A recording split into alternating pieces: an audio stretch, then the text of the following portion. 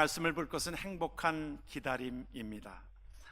많은 사람들이 행복하기를 원하는데 참 행복을 찾기 위해서 때로는 이것저것을 참 기웃기웃합니다. 어느 땐 돈으로 행복할까, 또 명예로 행복할까, 또 권력으로 행복할까. 그러하지만 성경은 우리에게 그러한 것으로 행복하지 못한 것을 우리에게 말씀해 주고 있습니다. 행복의 시작은 예수 그리스도로 인하여 시작이 되어지는 것입니다. 그래서 오늘 말씀에는 마가복음에는 1장 1절에는 예수 그리스도의 세계라, 우리에게 예수 그리스도로 인한 삶을 우리에게 말씀해 주고 있습니다. 우리가 어떤 죽음에 이르는 병을 우리가 어느 때는 얻었을 때에 우리가 기대하는 것이 무엇입니까? 우리가 뭐 돈을 버는 것, 명예를 얻는 것, 권력을 얻는 것, 그것이 있겠습니까? 병이 낫고 우리가 건강하게 되어지는 것이 그 삶의 참 소망인 것처럼, 우리가 우리의 영혼에게 있어서 죽었던 영혼이 다시 살리심을 받는 것은 바로 예수 그리스도를 통하여 이루어지게 되어지는 것이기에 행복의 시작은 예수 그리스도로 인한 것이라. 어제 우리 사가족 우리 환영회 때도 제가 그런 얘기를 했습니다마는 우리 인생의 방황은 예수 그리스도를 만남으로 해결이 되어지고, 신앙의 방황은 미주 평안길을 만남으로 해결이 되어진다. 참 유명한 말이죠. 여러분, 좀 이렇게 담임 목사가 좀 뭐 미주 평안길 담임 목사이기 때문에 또 이렇게 얘기를 하는 것인데 저는 맞는다고 생각합니다. 여러분들 뭐 그러하지만 우리의 삶이 그러합니다. 우리가 옛날에는 우리 한국의 풍경 가운데에 굴뚝을 쑤시러 다니는 사람들이 있었습니다. 이 큰 이렇게 둥그렇게 철사줄로 이렇게 동여매고 북을 이렇게 꽹가리 둥 치면서 뚜루 그랬습니다. 뚜루라고 그랬어요. 칼 가는 사람들도 있었습니다. 지금이야 그렇지 않지만 칼을 가는 사람들도 곳곳에 다니면서 가로 그랬습니다. 칼 가는 사람도 있었고, 이 참 굴뚝을 뚫어주는 사람도 있었습니다. 굴뚝이 이것이 계속 막히게 되어지면 산소 공급이 되어지지 않으니까 이것이 불이 때도 이것이 오히려 역류하게 되어지고 따뜻하게 되어지지도 않고, 그러하니까 굴뚝을 뚫어야만 했습니다. 그래서 그 사람들이 그것을 굴뚝을 뚫어가게 되어져서 굴뚝이 뚫어지면 이제 모든 곳에 다 이렇게 묻어져 있는 것들이 뚫게 되어지니까 이제 산소 공급이 되어지고 그 모든 것들이 잘 유난하게 돌아가는 것처럼, 우리의 삶에 있어서도 우리가 형통하지 못한 그 삶의 모든 것들은 하나님과의 관계에서 오는 것이라고 성경은 우리에게 그렇게 진단하고 있습니다. 우리의 모든 질병을 어느 때는 의사한테 가면 의사가 그것을 진단하는 것처럼, 우리의 영혼의 문제에 있어서는 성경이 우리에게 진단하고 있는 것이, 이것이 형통하지 못한 삶의 모든 것은 하나님과의 관계가 어긋났기 때문에 그런 것입니다. 그래서 스가랴는 그렇게 얘기하고 있습니다. 역대하에 그렇게 말씀하고 있지요. 말씀을 같이 한번 보겠습니다. 같이 한번 말씀을 봅니다. 스가랴가 사는 날에 하나님을 찾았고 그가 여호와를 찾는 동안에는 하나님이 형통하게 하셨더라. 할렐루야. 하나님께서 저와 여러분들의 삶이 형통하게 되어지는 그 삶의 비결은, 행복하게 되어지는 비결은 하나님을 찾고 예수 그리스도를 통하여 하나님을 찾게 되어지는 그 삶이 되어질 때에 진정한 우리에게 형통이 오게 되어지고 진정한 행복이 오게 되어지는 줄 믿으시길 주의 이름으로 축원합니다. 그래서 이 모든 것들을 하나님과 우리의 막혔던 담을 뚫어주는 분은 바로 예수 그리스도이신 것입니다. 예수 그리스도가 이 땅에 오셔서, 임마누엘 되신 예수 그리스도가 이 땅에 오셔서 우리의 하나님과 죄악된 모든 것들 속에 예수 그리스도는 그 담을 허물으시고 하나님과 우리와의 화평을 누리게 되어진 것이 바로 예수 그리스도의 시작인 것입니다. 그래서 우리의 삶은 예수 그리스도를 믿음으로 행복의 시작이 되어지고 예수 그리스도를 믿음으로 나아가게 되어지는 것이지요. 우리가 함께 대림절을 맞고 있습니다. 또 대강절이라고 얘기하고 있고, 그러합니다. 이것은 무슨 의미를 가지고 있습니까? 우리가 한 4주를 앞두고서 우리가 오늘 이제 대림절 세 번째 주일을 맞이하고 있는데, 대림절이라고 하는 의미는 무엇입니까? 우리가 대라고 하는 것은 기다릴 대자입니다. 기다린다 이 말이에요. 무엇을? 주의 강림을, 주의 재림을 우리는 기다린다 이 말이에요. 그래서 대림절을 우리가 맞이하고 있습니다. 대강절, 하나님 앞에 기다리는 예수 그리스도의 강림을 우리는 기다리며 나아가는 것이 저와 여러분들의 삶의 대림절을 맞이하는 귀한 삶의 모습을 우리는 하나님 앞에 보게 되어집니다. 그것이 바로 하나님 앞에 어떤 모습으로 우리가 나아가야 되는가? 바로 예수 그리스도가 이 땅에 오신 것을 우리는 초림이라고 얘기합니다. 이제 주님이 오실 그날을 우리에게 말씀해 주시면서 우리에게 그 날을 기다리며 살아가라고 말씀하고 있는 것입니다. 그래서 우리는 대림절, 대강절, 예수 그리스도의 이 땅에 오신 것을 우리는 기억해야 될 것입니다. 우리가 그 미국의 동부 쪽에 가면 우리 펜실베니아 주의 우리 인근 필라델피아 지역을 여러분들이 기억하실 것입니다. 원래가 필라델피아의 이름은 이것이 이제 이 원주민들이랑 인디안이랑 계속적으로 이제 다투게 되어지는 것 가운데에 이제 원주민과 평화를 누리기 위해서 평화를 제안을 합니다. 그래서 그 주장에 찾아가서 이제 우리가 함께 우리가 평화를 누리도록 서로 조인합시다. 그래서 평화협정을 맺게 되어집니다. 그때에 그 주장이 그런 얘기를 합니다. 강물이 흘러가고 태양이 빛나는 한 우리와 당신의 자녀들은 평화 속에서 살게 될 것입니다. 그러면서 이 필라델피아라고 하는 이름은 필레오라고 하는 이름과 또한 아델포스라고 하는 이름이 합쳐진 거예요. 그래서 형제의 사랑, 친구의 사랑, 그것을 의미하고 있지요. 그래서 필라델피아는 그런 의미를 가지고 있습니다. 저와 여러분들의 삶이 예수 그리스도가 이 땅에 오심으로 예수 그리스도가 이 모든 것들 속에 평화를 누리게 하신 것입니다.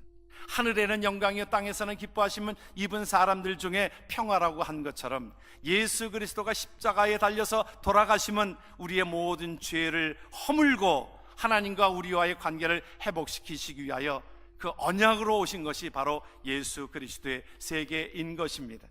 그래서 하나님께서는 우리를 사랑하여 주셔서 오늘 우리가 함께 찬양한 것처럼 하나님의 세상을 이처럼 사랑하셨으므로 하나님께서 때가 참에 예수 그리스도를 보내주신 것입니다. 갈라디아서 4장 4절은 우리에게 이렇게 표현합니다. 뭐라고 표현하냐면 때가 참에 하나님이 그 아들을 보내사 여자에게 나게 하시고 율법 아래 나게 하셨다라고 말씀하고 있는 것입니다. 그래서 오늘 우리에게 말씀해 주고 있는 것은 신앙생활은 기다림의 생활이라는 것입니다. 기다림이에요. 우리가 분명한 것에 대한 기다림입니다. 우리가 그 소망을 바라보는 것입니다. 우리가 어떤 것에 희망적인 요소와 소망은 다릅니다. 물론 우리가 같은 것으로 쓰임받게 되어지지만은 그런 미닝은 우리가 세상에 바라보는 어떤 희망적인 요소는 희망의 찬 나라로 이것은 막연한 것입니다. 어떤 것에 어떤 희망적인 요소는 막연한 것이지만 그러나 오늘 우리에게 주시는 약속의 말씀은 소망은 하나님께서 우리에게 분명한 약속으로 주신 하나님의 약속인 것입니다. 구약의 말씀은 하나님께서 메시아를 보내주심으로 너희들의 죽었던 죽음에서 죽었던 죄로 인하여 죽었던 너희들의 모습이 메시아가 오심으로 예수 그리스도가 오심으로 너희의 모든 것들이 시작되어진 것에 대한 말씀을 우리에게 주시는 것이 언약의 말씀, 소망의 말씀인 것입니다. 주님께서 그렇게 말씀하셨어요. 이제 주님께서 하나님께서 사도행전 1장에 보게 되어지면 주님께서 승천하시면서 너희들의 본 모습 그대로 내가 다시 오리라, 내가 너희들에게 오리라고 약속하셨던 주님, 이미 하나님께서 그 약속을 한 번도 어김없이, 여러분 하나님께서는 우리에게 말씀으로 주신 것이 구약과 신약은 하나님의 약속의 책입니다. 하나님께서 메시아를 보내주시겠다라고 약속하신 그분께서, 그 메시아는 하나님께서 그 지명까지도 하나님께서 정확하게 언급한 그곳에 베들레헴 땅에 하나님께서 오시게 했다라고 말씀하고 있고, 하나님께서 그 예수 그리스도를 이 땅에 보내심으로 우리의 모든 죄의 문제가 해결되어지는 곳에 예수 그리스도를 보내주시겠다라고 약속하신 것이 이루어졌고, 또 주님께서 올라가시면서 다시 오겠다라고 말씀하고 있습니다. 그러므로 우리들에게 그렇게 말씀합니다. 너희는 두려워하지 말고 하나님 앞에 주의 오심을 기다리며 살아가라고 말씀합니다. 그래서 우리가 하나님 앞에 그 소망을 바라보며 기다리고 하나님의 일들을 감당하는 것입니다. 갈라디아서는 우리에게 이렇게 말씀합니다. 우리가 선을 행하되 낙심하지 말지니. 같이 한번 말씀을 봅니다. 포기하지 아니하면 때가 이름에 거두리라. 할렐루야. 우리가 봄에 곡식을 심습니다. 우리는 그것이 가을이 되면 추수될 것을 우리는 확신하고 기다리고 준비하고 심습니다. 이것이 바로 하나님의 나라의 법칙인 것입니다. 하나님께서는 우리에게 그렇게 말씀하셨어요. 하나님께서 다시 오시겠다라고 약속하신 말씀을 우리가 붙들고 나아가는 하나님의 백성 되어지기를 주의 이름으로 축원합니다. 그래서 기다림은 설렘입니다. 여러분, 어떤 것에 우리가 설레는 마음을 가지고, 이 설렘은 하나님께서 우리에게 주시는 축복인 것입니다. 여러분, 하나님의 나라를 바라보면 성경이 우리에게 하나님의 나라는 이런 것이다라고 우리에게 소개하고 있고, 우리가 죽는 그 순간이 우리의 끝이 아니라 새로운 세계의 시작인 것을 우리가 기대하며 소망 가운데 바라보게 되어지니까, 여러분, 죽음도 우리에게는 두려움이 아니라 새로운 삶의 시작인 것을 믿으시길 주의 이름으로 축원합니다. 오늘 그 가운데에 세례 요한이 하나님의 나라의 말씀을 전하면서, 여러분, 세례 요한은 하나님 앞에 그 삶을 정말 성실하게 주님을 준비하는 삶으로 살았습니다. 여러분, 세례 요한은 어떠한 분이에요? 세례 요한은 예수님보다도 6개월이 먼저 난 자입니다. 그 당시에 세례 요한은 오히려 예수님보다도 더 인기가 있었습니다. 그의 삶의 그 삶을 보면 정말 검소하게 살고 하나님의 나라를 미리 준비하고 살았습니다. 그랬는데 예수님 오시기 전에 오히려 많은 사람들이 세례 요한한테 와서 당신이 오실 그분입니까? 당신이 오실 메시아입니까? 이스라엘 백성들에게 있어서는 메시아를 기다리고 있었는데 마치 세례 요한이 메시아처럼 보여졌습니다. 여러분, 그 정도 되면 우리가 어떨 것 같아요? 그래요, 내가 메시아입니다. 여러분, 이게 이단입니다.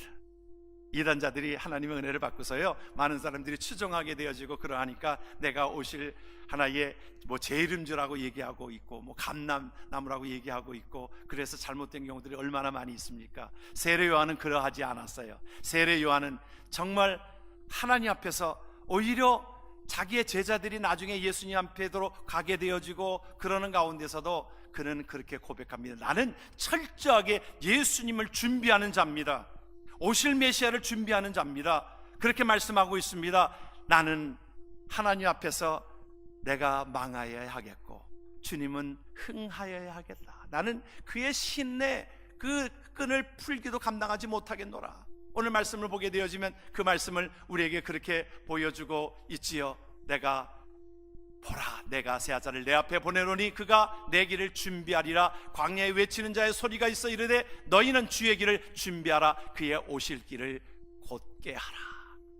그러면서 세례 요한을 통하여 그것을 보여주게 되어지면서 그가 고백하는 것을 한번 보십시오.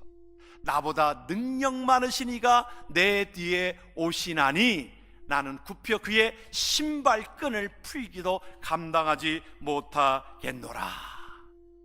여러분, 이것이 하나님께서 우리에게 주시는 하나님의 귀한 메시지인 것입니다. 세례 요한은 그러한 삶을 철저하게 살아갔습니다. 예수님의 오시는 것을 철저하게 준비하면서 살아갔던 것을 우리는 기억합니다. 겸손함으로, 그가 신실함으로, 성실함으로 그 일들을 감당하며 살아갔습니다.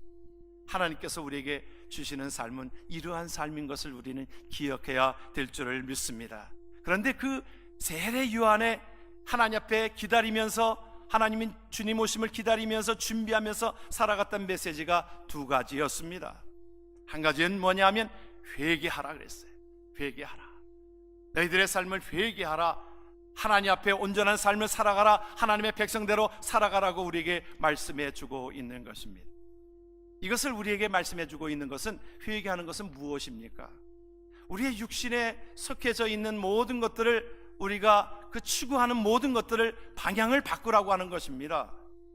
우리의 삶이 육신적인 삶으로 이끌려가는 것이 아니라, 육신의 삶은 어떤 것입니까? 요한일서는 우리에게 이렇게 표현을 하고 있습니다. 육신의 삶의 소욕은, 같이 한번 말씀을 봅니다. 이 세상이나 세상에 있는 것들을 사랑하지 말라. 누구든지 세상을 사랑하면 아버지의 사랑이 그 안에 있지 아니하니, 이는 세상에 있는 모든 것이 육신의 정욕과 안목의 정욕과 이생의 자랑이니 다 아버지께로 온 것이 아니요 세상으로부터 온 것이라 그랬어요. 여러분, 이 땅에 우리를 유혹하는 것들이 엄청나게 많습니다. 우리가 육신의 정욕, 우리가 어떤 쾌락적인 것, 우리가 많은 사람들은 그 고통을 잊어보기 위하여 또 때로는 술에 취해 보기도 합니다.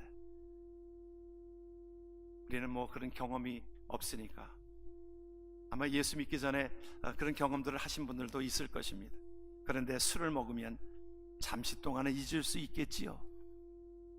그래서 어느 분은 아주 필름이 끊어지기까지, 필름이 끊어진다는 거 아주 의식이 없는 정도까지 먹는 것 말하고 있는 것 같습니다. 그런데 깨어나고 나서 그들의 이야기는 뭡니까? 아, 행복했노라 그럽니까? 골이 빨개지게 아프다, 뭐 여러 가지로 현상들을 드러나게 합니다. 그렇습니다. 육신의 정욕과 우리가 보는 것으로 안목의 정욕, 요즘에 많이 일고 있는 것이 무엇입니까? 무슨 미투라고 하는 그 모든 것들이 무엇입니까? 그것이 보는 안목의 정욕으로 인하여, 범한 어떤 성취행으로 인하여 결국에는 그 모든 것들이 망가지게 되어지는 것을 보게 되어지지 않습니까? 또 이생의 자랑으로, 내가 이 정도면은 내가 부한자야, 뭐 그렇게 살아가는 것, 이 땅의 이생의 어떠한 것을 자랑하고 나에게 있는 것들을, 나에게 주어진 모든 것들을 더 자랑하는 것, 이것은 세상으로 온 것이기에 이것을 사랑하지 말라 그랬습니다. 이것을 사랑하게 되어지면 결국에는 그것은 비극으로 끝나는 것이기에 너희들이 이 모든 것들 속에 회개함으로 하나님 앞에 나아가라고 말씀하고 있습니다. 우리가 하나님 앞에 저와 여러분들이 봤던 그 소설 가운데 아마 톨스토이 작품의 부활을 여러분들이 읽으셨을 것입니다. 한 귀족의 그 청년이 그 집에 한 카츄샤라고 하는 하인을 성추행을 하게 되어지잖아요. 성추행함으로 인해서 그 여인은 결국에는 나중에 임신을 하게 되어집니다. 결국에는 쫓김받게 되어집니다. 쫓아내, 결국에는 그 참 귀족의 아들이 저지른 것으로 인하여 이 여인은 결국에는 그 삶이 완전히 망가지는 삶을 갖게 되어집니다. 그 성추행으로 인하여 완전히 망가지는 삶을 살게 되면서 나중에는 매춘부로서, 또 나중에는 강도살인으로서, 나중에는 그 험한 일들을 겪으면서 나중에는 법정에 서게 되어집니다. 법정에 서게 되어지는데 깜짝 놀랄 일은 뭐냐면 그 귀족의 아들이 그 재판관으로 앉아 있는 것입니다. 그래서 그 재판관과 함께 그것에, 그 재판관도 그 여인을 알아보는 것입니다. 그때에 이 참 재판관인 이 사람이 자기가 잘못한 것으로 인하여, 실수로 인하여 그것이 되어진 것으로 인하여 이 여인이 이렇게 되어진 것에 가슴 아파하고 그를 구명하려고 많은 애를 쓰고 있지만 결국에는 이 여인은 나중에 시베리아로, 나중에는 유배를 가게 되어지고 그 어려운, 자기가 그 가운데 돌이킬 수 없는 그러한 잘못된 부분들을 회개하는 모습이 나오게 되어집니다. 우리가 죄악은, 그 당시는 그것이 쾌락적인 요소는 오늘 말씀에서도 보면은 그 육신의 정욕과 안목의 정욕과 이생의 자랑은 잠시의 우리의 육신의 어떠한 기쁨을 갖다줄 수는 있어도 그것이 영원하지 못하다라고 하는 것을 우리에게 말씀해 주고 있습니다.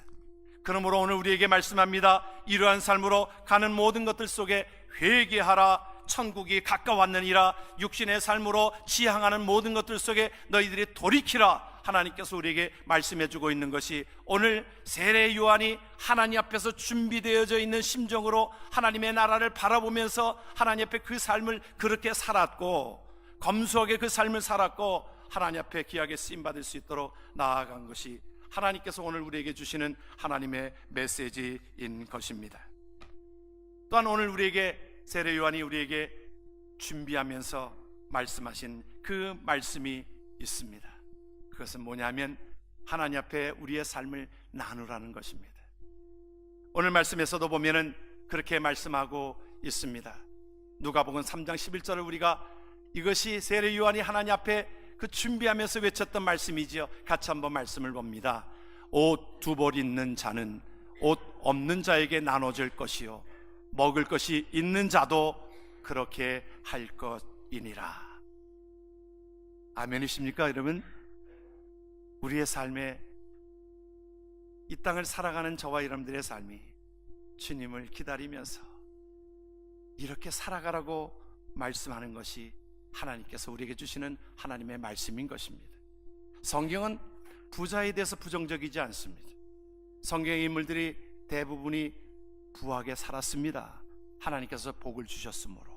여러분 기억하시죠? 아브라함과 이삭과 야곱과 요셉과 이어지는 모든 족장들이 상당히 부자였습니다. 거부였습니다. 그런데 그것을 하나님께서는 그들에게 주어진 것은 그들은 그 삶을 나눴기 때문에 그것은 참 어찌 보면 하나님이 축복하시는 가정입니다. 하나님께서 그것을 나누기를 좋아했던 그들이었기에 그것을 하나님이 복을 더하신 것입니다.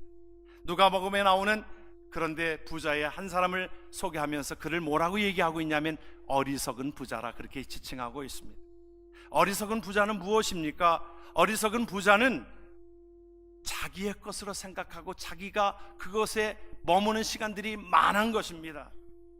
자기에게 모든 것들의 소출이 풍성하게 되어지니까 그렇게 되어지면 어떻게 해야 됩니까? 하나님 앞에서 그것을 나누도록 하였는데 그의 삶은 자기가 그것을 더욱더 유지하기 위하여 창고를 더 짓고 그곳에 곳간에 더 먹을 것이 많게 하고 그것이 어떻게 썩어질지 모르지만 그것에 창고를 더 짓게 하는 것이 이것이 주님께서 말씀해 주시는 어리석은 부자라. 그래서 뭐라고 말씀하십니까? 오늘 밤에도 너의 영혼을 데려가면 네가 가지고 있는 것이 누구 것이 되겠느냐라고 반문하고 있는 것이 하나님께서 우리에게 주시는 하나님의 말씀인 것입니다. 하나님의 말씀을 준비하면서 지난 화요일에 참 한국의 이 토론토에 제가 섬겼던 교회 그 부목사 되는 분이 이제 그 자녀들이 사실은 상당히 어린데 자녀들이 이제 뭐 2살, 8살 되는 그 자녀를 데리고 이 선교사로 가겠다라고 작정을 하고 그 중동 지방의 요르단 지역에 가기로 작정을 하고 이제 기도하고 준비하고 있는 것을 참 얘기를 하였습니다. 그래서 이곳에 방문을 하였어요. 방문을 하여서 저랑 미리 지금 날짜를 지난 화요일날 우리 점심을 하기로 우리 날짜를 잡았습니다. 그래서 제가 이제 그분들을 식사를 대접하고 또 그래서 좀 선교비로 좀 도울 생각을 좀 가지고 있었습니다. 그래서 준비하고 나가는 그때에 우리 교회에 우리 화요일 날인데 우리 주중에 우리 권사님들이 이렇게 낮에 오시는 일이 없는데 권사님 두 분이 다비다의 선교회 두 분이 오시더니 우리 교역자들한테 우리 사과를 이렇게 또 한 박스씩 이렇게 주셨습니다. 주시고서는 저한테는 또 담임 목사라고 그런지 카드를 하나 주셨어요. 크리스마스 카드를 하나 주셨는데 열어보니까 그곳에 돈이 있었습니다. 그래서 그것을 이제 주머니에 놓고서 이제 그 선교사님을 만나러 가는데 하나님이 그러시는 거예요. 그 돈 네 거 아니다. 그러시는 거예요. 저한테 강한 그 마음을 주시는 거예요. 그래서 그거 네 돈 아니다. 그래서 제가 순종했습니다. 가서 그 선교사에게 제가 그 돈을 건네주면서 내가 이것은 주는 게 아니고 어느 분이 저한테 준 건데 보니까 이거 하나님이 당신한테 가라고 한 돈이다. 어떻게 화요일에 이렇게 겹치게 되어지느냐. 제가 그러면서 제가 그 돈을 건넸습니다. 저한테 머문 시간은 불과 2시간이었습니다. 제가 그래서 깨달은 것이 뭐냐면 우리의 그리스도인의 삶은 유통하는 삶이다. 유통하는 것이다. 하나님의 복이 우리에게 임하는 것입니다. 이것이 오래 머물면 오래 머물수록 그것은 유통이 되지 않아서 그 물은 썩게 되어지지만, 그러나 유통하는 물은 그것은 계속적으로 샘물이 솟아나게 되어진 것이 하나님의 나라의 법칙인 것을 기억하기를 주의 이름으로 축원합니다. 이것이 하나님의 나라의 복인 것입니다. 여러분, 오병이의 이적을 우리가 어떻게 여러분들이 보고 계십니까?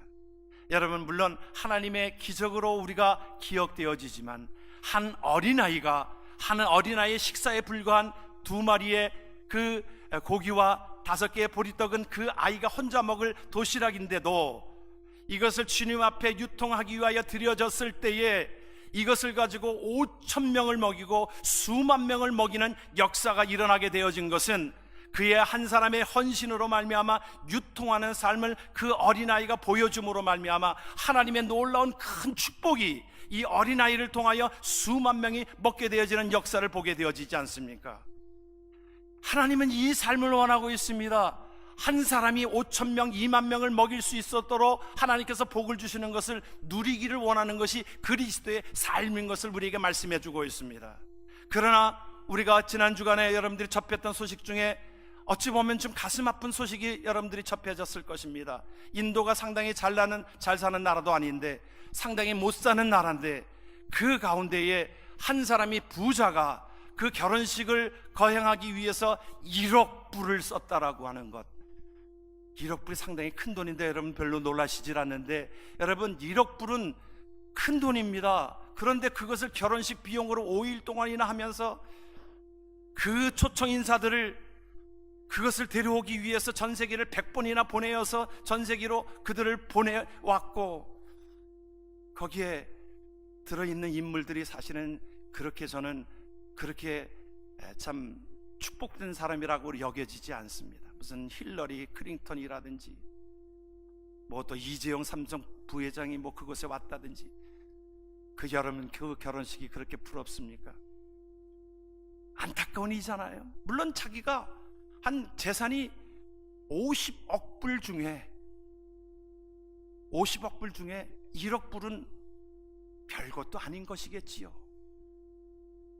그런데 그 결혼식에 그것을 1억 불을 못 살 나라는 못 살게 되어져 있는 것이 뭐냐면, 부와 이것이 완전히 편중되어져서 가난한 사람들은 가난한 사람대로 그냥 그렇게 살아가는 것입니다. 하나님은 그것을 편히 보실까요? 오늘 우리에게 하나님의 나라를 기다리면서 오늘 세례 요한을 통하여 준비되어져 있는 그 삶의, 우리의 삶의 원칙들을 우리에게 보여주고 있습니다.